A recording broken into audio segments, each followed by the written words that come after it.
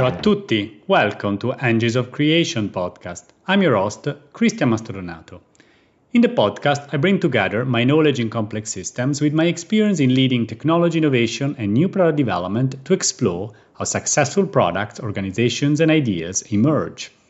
In these episodes, we're going to meet a wonderful guest, Luca Minudel, an expert agile practitioner who works at the forefront of novel methodologies to improve the way we work and create value.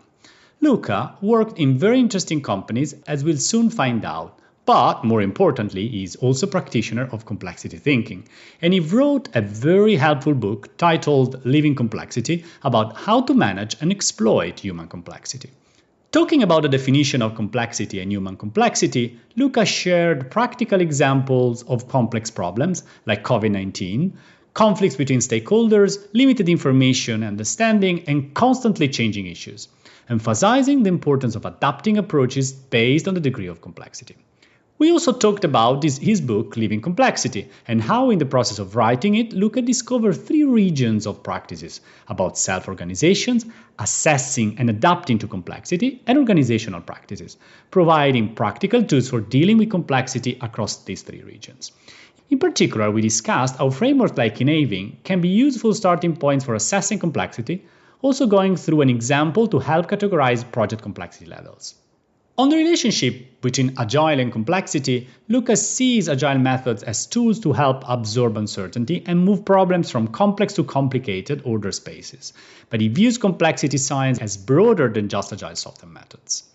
The conversation then shifts to Luca's process of writing his book, Living Complexity, discussing how the book went through several versions and iterations, guided by feedback and further research. We highlighted the significance of being a practitioner and implementing ideas in real-world scenarios.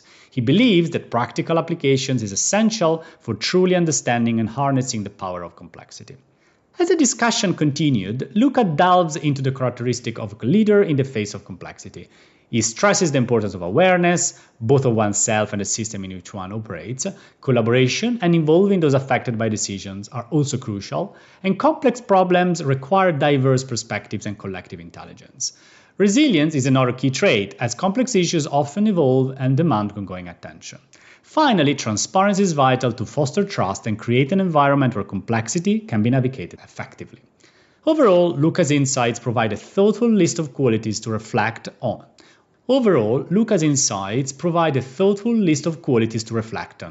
giving us a fresh perspective on complexity and its role in our lives. It challenges the notion that complexity is always negative and encourages embracing it as a source of joy and growth. By understanding and applying complexity in practical ways, we can navigate complex problems more effectively and lead with greater awareness and resilience.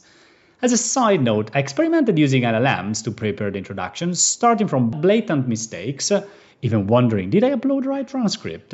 It seems to me it helped to craft a more comprehensive summary of what we're going to discuss. Curious to hear your feedback on this. Now we're ready to start, so let's go!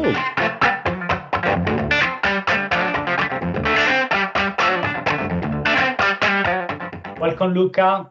Great to have you in the Engines of Creation podcast. Thanks a lot for joining us, and I'm really excited to talking to you today. It's our very first chance today to actually dive down into complexity, because you actually wrote about complexity and you're a practitioner of, we can say, of complexity science. And so I'm actually very curious of how this conversation is going to pan out.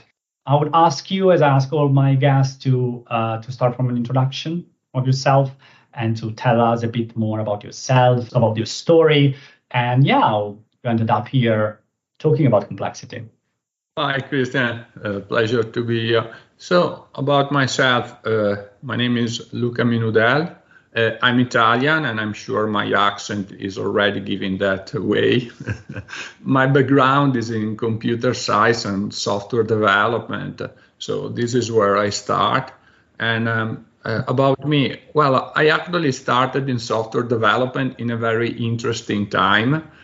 Software development as an economical activity was quite new, and it was very exciting. Most of the world were analog at the time, and most of the people didn't understand the potential of software.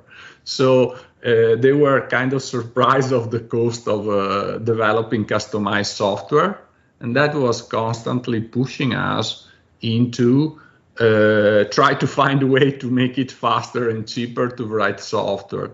And then I've been part of the initial wave of agile with many of the pioneers.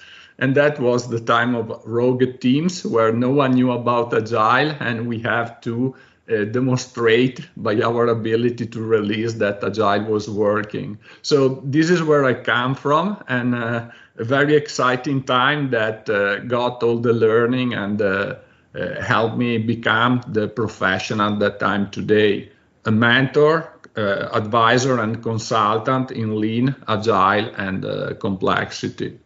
It sounds very exciting. You definitely have this experience across the kind of all the software life cycle, but also you saw as the software industry evolved. And I know you don't like to brag too much about your experiences, but actually I know that part of your experience on building software systems were in a Formula One team in Ferrari, so which definitely must be a place where you are challenged really to the limits of what you can do.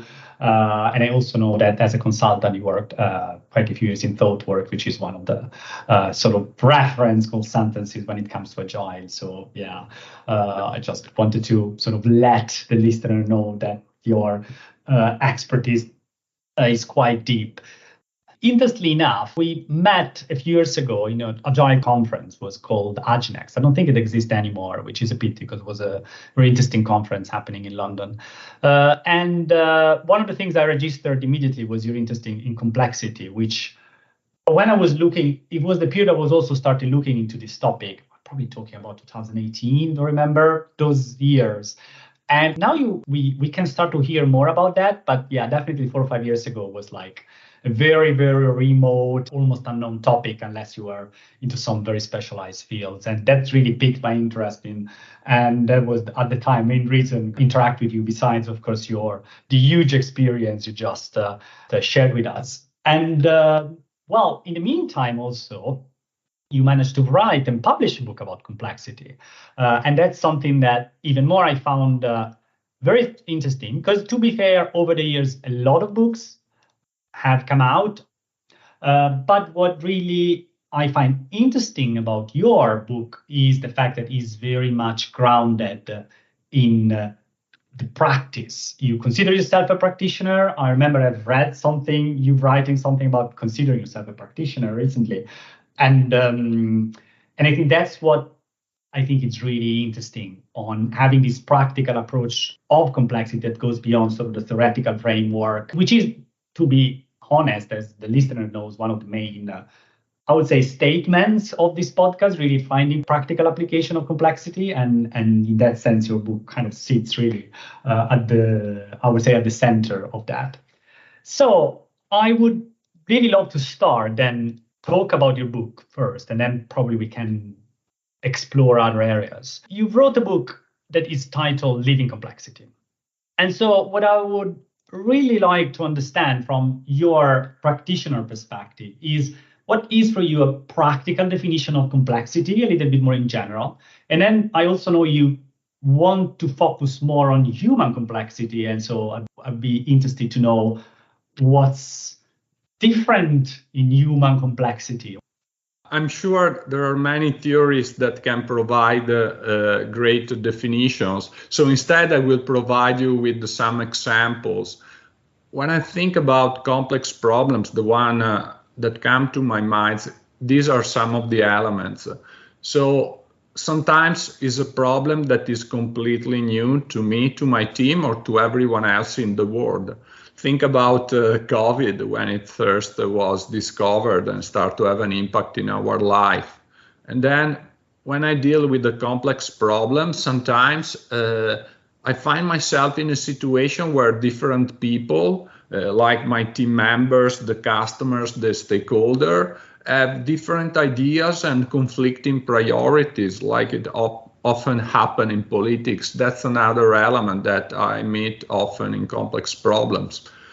Talking about information and understanding of the problem, another element is that we often have limited and fragmented information about it. It doesn't matter how much time we spend to analyze it, to search for it, we will always have limited and fragmented information and understanding.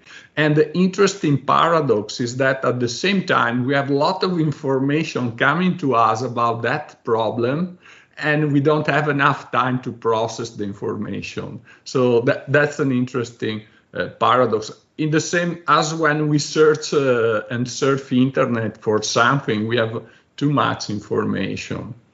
And then when I try to understand the complex problem, my initial understanding, as well as that of my team, is partial.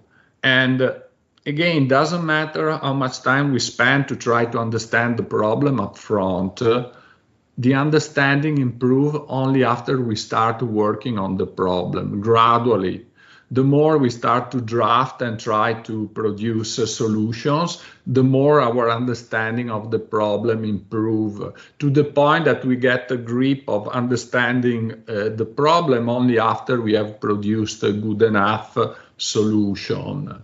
And even after that, the problem can keep changing and evolving and requiring constant attention. Is never fully solved. Think about climate change or migration. And so those are some of the elements that come to my mind when I think about complex problems. I see. I like your approach of not necessarily looking for a definition, but more about framing the problem through examples, because it helps to ground it and it helps to show how complexity is in our daily lives. I was recently, while doing an opening session for some of the masters at the Barcelona Technology School, and I was really trying on one end to help them giving some theoretical frameworks about, okay, this is complexity. When you hear this word, that's what it is. But on the other end, these examples are very relevant to show, listen, this is in your daily life. It's not just something in, I don't know, physics or particle physics or meteorology, just to say it's something that you can meet every day. Diving down a little bit in your book, Leading Complexity, one of the things that I found interesting is the way you also explored different definitions. Is not necessarily structured in a way that I would expect, let's say, a standard book, let me call it. And so one of the things that really I found interesting is that you kind of broke it up into some main sections, you might call them, but you called them regions. And I would be curious to understand what are these regions and why you wanted to go down this structuring of the book. Well, actually, that came up right in the book. It's a learning that emerged while I was writing the book. My first intent was to create a catalog of practical application inspired by complexity thinking. Because it was so hard for me to find practical applications that the one that I collected and find out through the years, I thought I want to write them down for everyone to see. And when I had this list of practical application, I start to notice that they could be grouped in 3 regions or groups of practice. The first one is about self-organization. Complex systems are self-organizing in the sense that things emerge through the local interaction of all the people involved and the technical component involved in our case in that system. And so the first group of practices, they were really about us as a human being and the fact that we are complex and how we can deal with the self-organization without hindering it. The second group actually was practices related to try to assess and adapt to the complexity that we face. When we are at work, we deal with a lot of different problems. They are not all complex, and they are not all equally complex. So it's important to understand what kind of problem is in front of us, and then to adapt accordingly. So first I find this region, and then I further refine it and divide it in all the practices that are about assessing the degree of complexity and then adapting to it. And then the remaining group was about practices related more generally to the broader organization. I call them regions because I want to think about the map to map a territory, and in the territory that I was exploring, I identified these three regions. So we are complex, that's the first group. The second group is about the work that we do may be complex, and the third is about the whole organization is complex. I love the fact that maps constantly pop up in many interviews. And I'm thinking, I had a very interesting conversation some time ago about wordlay maps with tabbing marks. But even in the last interview before this one with John Wilshire, we're discussing about the importance of maps, but even more importantly, in the exercise of mapping. More than the static map is really the exercise. When you try to build the map, you learn a lot of things into the process. And it sounds something like that also in your own experience of building and writing this book, that you actually learned a lot of things and way of different ways of looking at things. So what were for you the main takeaways of the books? Is there any specific practice or any specific kind of lesson learned that you kind of came out when you built? I'm using the word built on purpose versus wrote, because it's more than just writing. I feel in interaction with you, the creation of this book. And so what were the main takeaways or the main practices, the things really kind of from your perspective and insight stand out of living complexity? Well, let me share with you two elements that I come to realize more clearly writing the book. And the first one is about how to deal with the self-organization without hindering it. We talk about the self-organizing system, which teams can be part of. And we think about how can we intervene in a self-organizing system. Now I can mention the weather system. You know, it can produce a beautiful sunny morning and also a natural disaster. So it's not that just having a self-organizing team will make things go well. So how can we nudge the team in order for it to produce desirable and useful results without hindering the self-organization? That's the question. And an advice that became more clear to me is that I cannot pretend to be external from the system, to be in a special advantage, privilege advantage point where I can see the old system and understand it completely, and I cannot intervene into the system alone and with the certainty of producing the desired outcome. First, I need to be aware that I will never completely know and understand the system. Second, that even as a leader, I cannot act alone, but I need to involve those affected by the action that we wanted to do. Third, every action is a trial and error, and see what comes, what works, and what not. And then experience in that field means the ability to recognize any pattern that you can see. And when you see some pattern that you know is detrimental, ask yourself, what can you do to try to break down that pattern? So the first learning for me is to clarify this lesson on how to deal with the self-organizing system in a way that makes sense for complexity.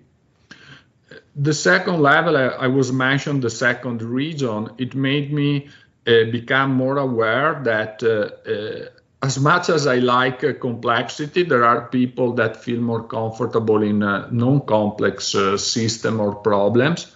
And both of us tend to see every problem the way that is more comfortable for us. So I personally tend to see problems more complex than they really are. People that inhabited the complicated and ordered space, they tend to see problems like that. So I learned the importance to always assess the nature of the problem collectively with people that is working on that problem, and then to explicitly decide how to adapt my approach to the real degree of complexity of the problem. And I became more aware of that through writing this book. Thank you. You said quite a lot of interesting things into this, into your lesson learned, you can say, out of the book, and I find them very interesting because yes, each of them represents specifically the journey you have when you really have to sort of deal with any sort of complex situation. But in particular, I found very interesting your last point about being able to accept the fact that others don't necessarily find themselves comfortable. I see that from my personal experience, so it's not necessarily easy because yes, when you come to the point where you can recognize complexity as a feature of reality, sometimes you tend the interaction to say, why you can't not see that? I mean, it's there. But people feel comfortable in many situations into having simple explanations. And I think we need to accept that. But I also believe that, well, definitely the main value of a book like yours, I hopefully podcasts like this one, is slowly make people aware that there are many things that are not simple out there, and it doesn't matter if you don't like it, still they're not simple, and you need to learn the tools to face them. And I think it's a lot about providing tools. I see this sort of interaction, this conversation with you about providing everybody the best tools. Yeah, now I'm writing another book. Writing the first one, I realized that there was a lot still to be said, starting from the starting point, the definition, like we started this conversation, starting from the definition of complexity or from an example of it. And exactly like you say, in school, at work, the way that we learn things, the way that we are taught to do the work is also surrounded by a lot of assumptions that come from the industrial age. Think about Newtonian classic physics. Looking at the initial condition, I could predict where a planet will be in the sky in 400 years. It's all cause and effect, and that's how we are used to reason. But we are not used to reason with uncertainty. And then going back to your point of being comfortable, we as a human being, on one side, we have some characteristics that allow us to deal very well with complexity. Think about the ambiguity with the language, think about the complexity of social interaction, think about politics. But then there are other things like you were mentioning. We strive for coherent narrative. We look for simple explanation. We feel deeply uncomfortable when we realize the impact of randomness around us. We find it hard when an important event in our life or at work is partially due to random reason, or just how a lot of different contributions come together in that moment. And so in our history, in our storytelling, in our myth, there is a hero, a leader, the person that finds a solution. And that's how it is easier for us to tell stories and to share knowledge. But that goes against on what works with complexity. This part you mentioned is very, very crucial. And yes, and I think it really lies down into having a good understanding of our own thought process works as an individual and as groups of individuals, and that influence a lot the way we can process information and we can communicate with others. I was reading some time ago. I'm gonna put the link in the description of the podcast. An interesting article in the Guardian that was mentioning that. I mean, the main point was that the two core skills that schools should teach now. One is complexity thinking. Well, interestingly enough. Wow. And the other one is metacognition, which is really about being able to understand recognize your own thoughts, and which, as you mentioned, these, for example, desire for a simple narrative. Sometimes we are in a situation, we find a simple narrative, we anchor onto it because that's what our brain wants, but it's not necessarily the best solution for my problem. And I think so, and it was very interesting. These two tools were mentioned as the most important ones, and not necessarily tools that are taught at school at all. They're also very much interlinked together, as you just mentioned.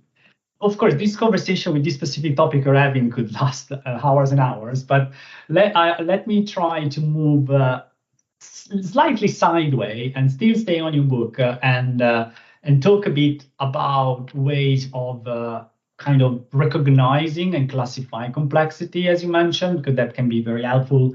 And well, not everything is complex on the other end, so it's also fair to say. And you actually want to be able to recognize that because there might be simpler or more straightforward way to approach things, and you don't want to get into sort of the rabbit hole unnecessarily. So that's a fair point.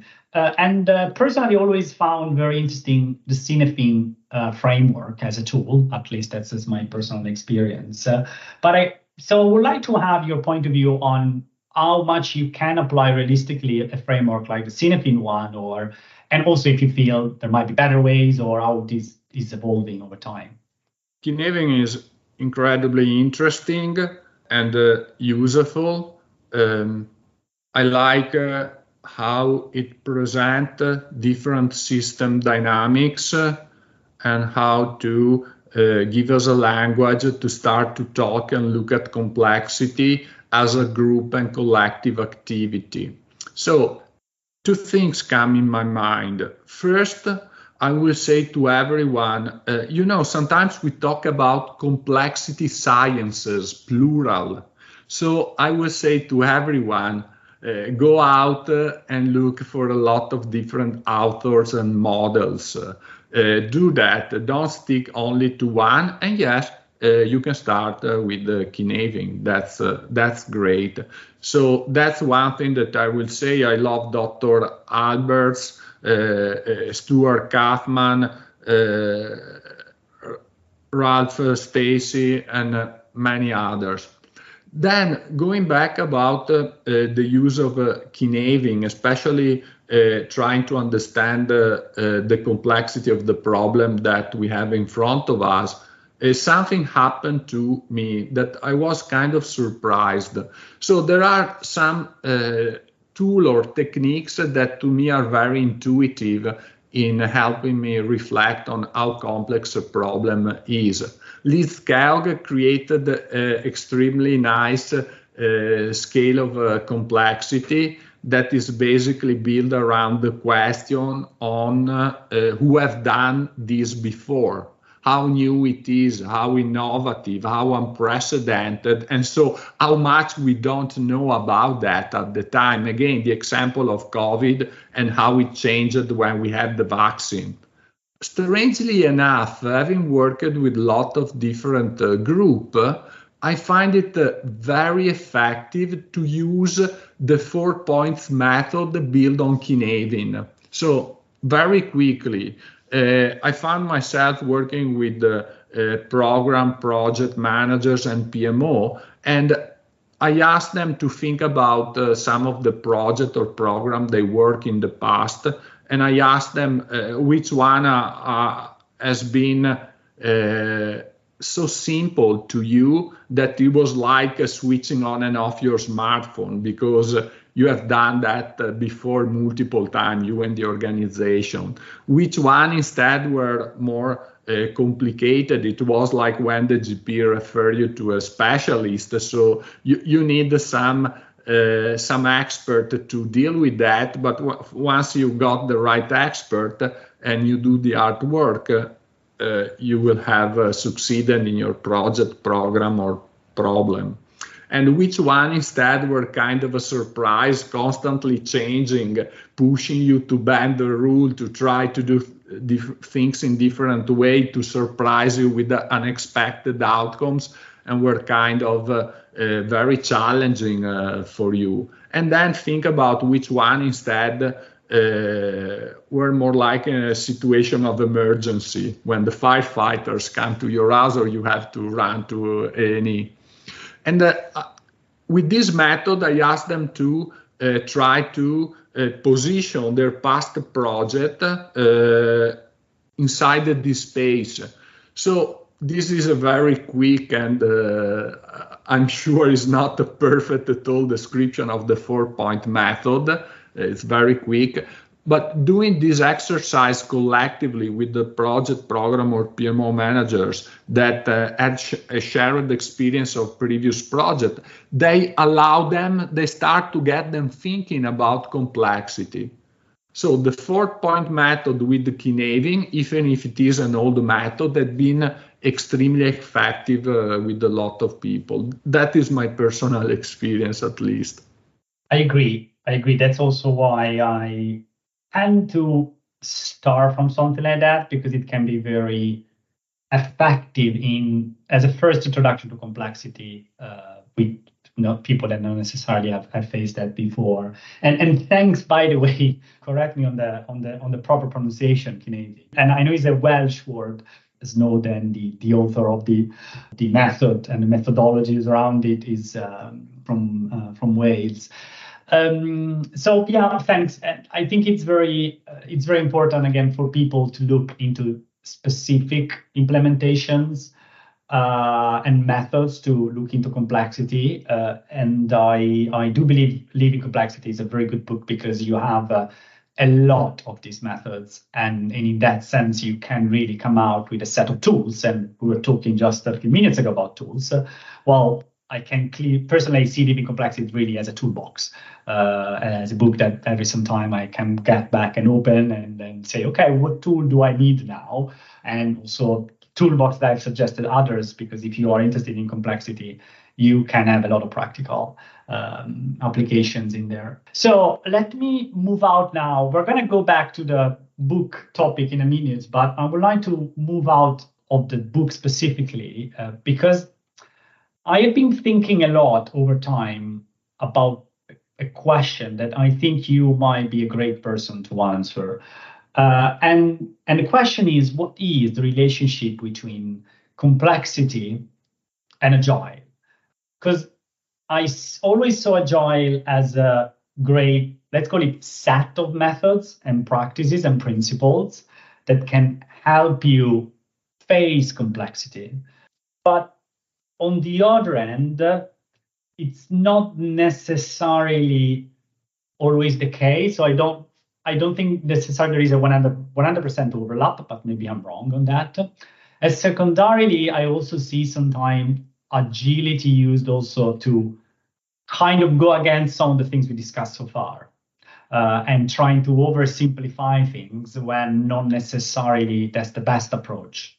And then I wonder, is that agile, or actually the true principle of agile are all about complexity, and that is a misapplication of agile when we actually go against that? So yeah, I know this question is not very clear, but it's actually coming out of the fact that I've been thinking a lot over time, and I didn't necessarily reach very strong conclusions about that. But I also know, talking now with a complexity and agile practitioner, I might get some clarity out of that. Yeah, well, talking about simplification, the reason why I say I'm a practitioner is because I recognize my limit. What I say can be wrong in some part, but I see there is a value of practitioner to talk with each other, and sometimes through mistakes we start our journey and we correct one mistakes and we learn something new. And going to your question, so my current understanding is that let's start from the beginning. Around 2003, I attended the first Italian Agile Day, and Joseph Perlin was giving a keynote, and he was introducing complexity as a way to explain why we need Agile and why Agile works. So he was the first person for me to make the connection between complexity and Agile. More recently, Jeff Shatterland mentioned that one of the foundation for Scrum was complex adaptive systems. Now, the way I see is that many of the Agile frameworks, Scrum and XP, help to move a problem from the complex space into the complicated or ordered space. So the way that the empirical approach, the iterative and the incremental approach of work, the way of working collectively, the way of pushing uncertainty and unknowns up in our backlog and start with what we don't know, that are tools that help us to absorb complexity, solve some of the unknowns, and tend to move the problem from the complex into the ordered, complicated space. Now, there are many interpretations of Agile. People extend the meaning of Agile beyond its initial definition that you mentioned, that umbrella terms around a set of methods, and other people instead stick to that.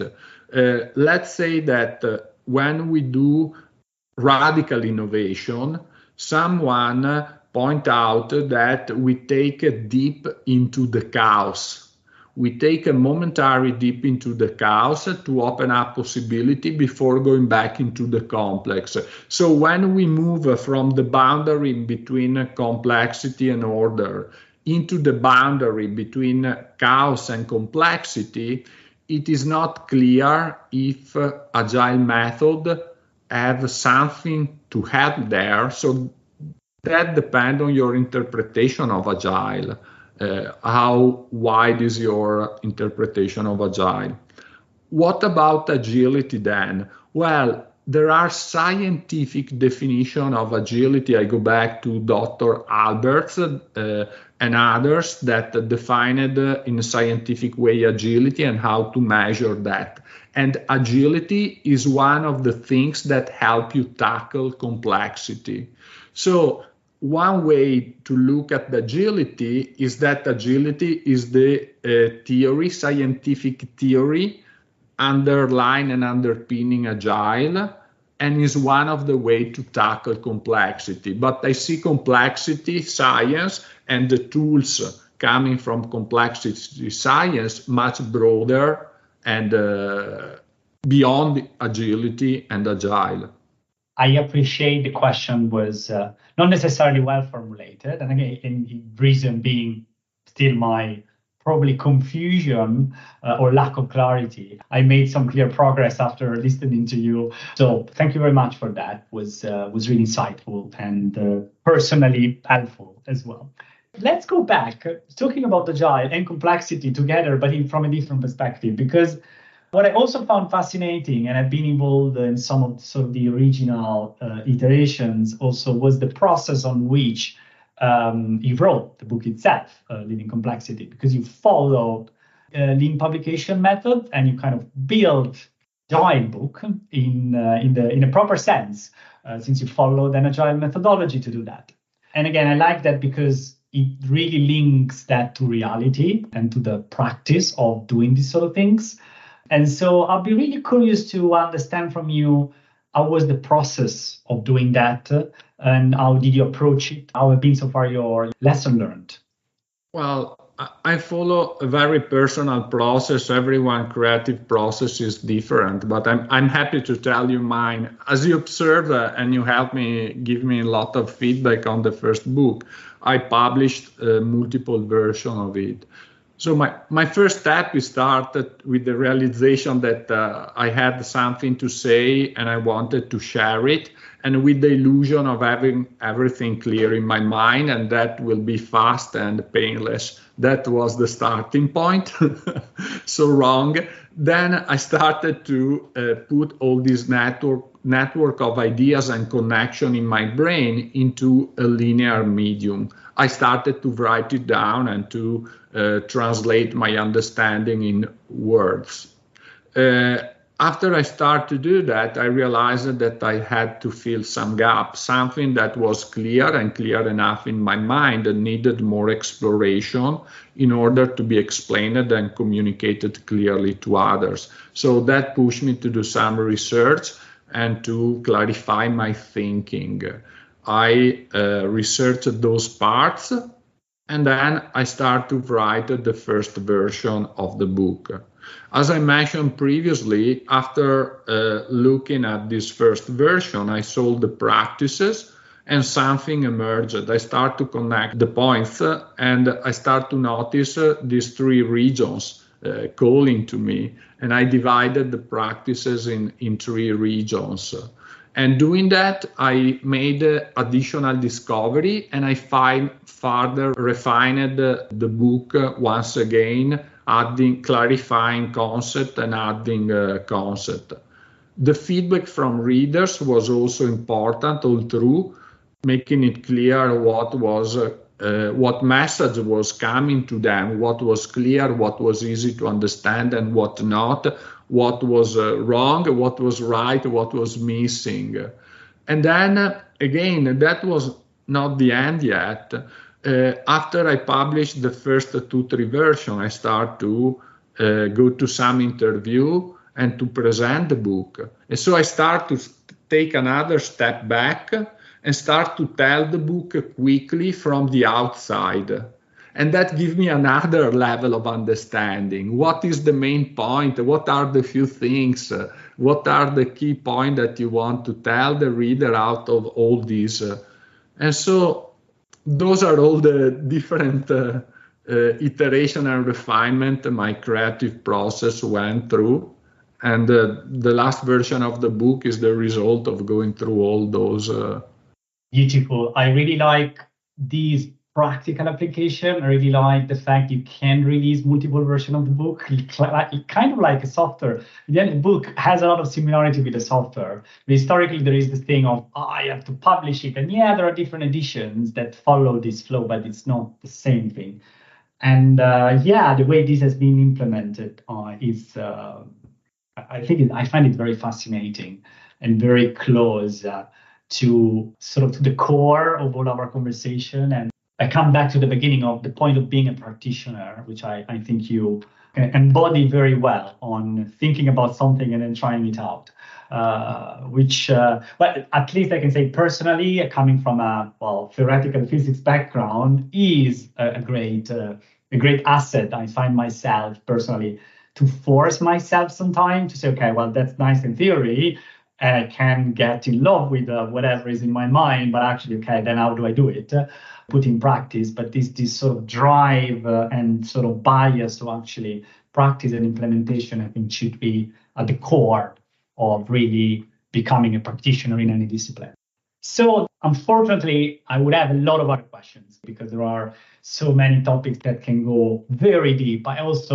You touched a lot of references, so I'm going to put references in the description for listeners if they want to find out more, and definitely going to put a reference to your book, and so they can go and dive down into the different methods you explain.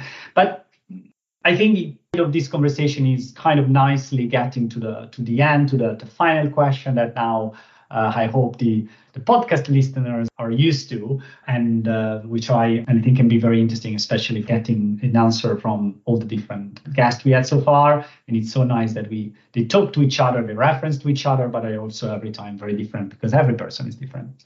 So what are the key characteristics of a leader who embraces complexity for you? Let me mention some very quickly.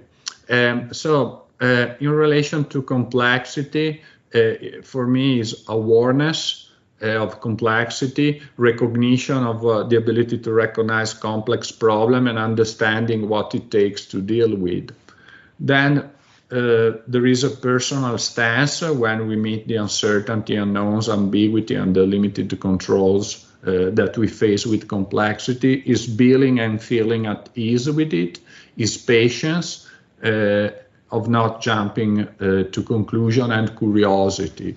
Then there is the way we do things together, and that is about having a sense of collaboration and community, and then being prepared to the unexpected with the reactivity, our ability to react, and resilience.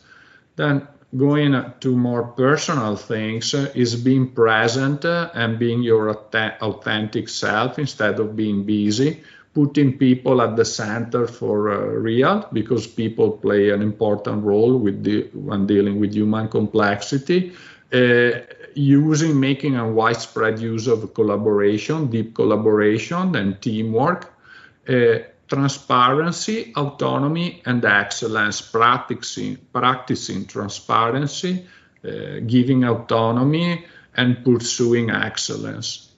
Wow, quite a lot. And I understand why we need all of those. And I think some of them are related to one of the things I mentioned earlier when I talked about that the Guardian articles and the fact of being aware, so that the element of metacognition, so really being present, being able to understand your own thoughts, your own feeling, and trying to be at ease with that, versus, of course, all the other complexity. I actually find really interesting, I find a strong relationship between that newspaper article and the way you kind of opened it up. That was very focused on education, but you opened it up into these characteristics which are something that we can, all of us, implement in our daily life, and that's really relevant for complexity or not. So I think that's really the best way to close these episodes, because I believe all these characteristics you share with us, they need some reflection, and I would suggest everybody, and I was starting myself while you were saying them, like check, not really. This list of characteristics offers an opportunity for self-reflection and being really honest with ourselves and say, am I good at this or not? Something that we should do often to be able to understand what's our level of maturity, knowing that we're never going to be perfect and we don't have to be perfect, but it's more about this agility cycle you talk about of constantly being able to listen to feedbacks and improve. So was great talking to you, Luca, and was great reading your book, and was great listening to your insights that you shared with us today. So thank you very much, and I hope to have you soon again in the podcast. Thank you very much, Christian.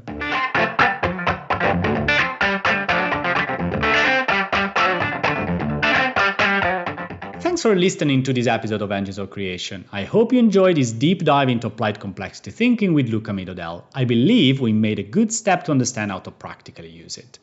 If you want to learn more, be sure to follow Engines of Creation and leave us a rating and a review. And don't hesitate to share this episode on social media and with friends and colleagues who might be interested. If you have any questions, comments, or feedback, feel free to reach out to enginesofcreation@mastrodonato.co. I'll be glad to continue the conversation. Engines of Creations will be back soon with another episode. Arrivederci!